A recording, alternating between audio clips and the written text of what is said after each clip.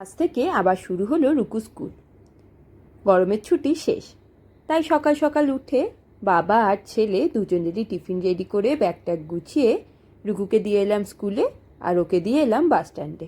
বাড়ি ফিরে আগে দুটো রুটি আর পাঁচমিশালির তরকারি দিয়ে ব্রেকফাস্টটা সেরে নিলাম। তারপর দেখলাম হাতে একটু সময় আছে, তাই ঘরদোরটা একটু ঝাড়পোছ করে নিলাম। এখন চেষ্টা করছি রোজ একটু একটু করে ডাস্টিং করতে আর গুছিয়ে নিতে। এতে সময়ও কম লাগছে, আবার ঘরটাও কিন্তু বেশ পরিষ্কার থাকছে। এরপর নিজের একটু কাজ নিয়ে বসেছিলাম, তারপরে একটুক্ষণ হেঁটে নিলাম। যা রোদ, আজকে আর বাইরে হাঁটতে যাওয়া হয়নি। তারপরে রুকুকে স্কুল থেকে এনে বসেছিলাম একটু ছড়া নিয়ে।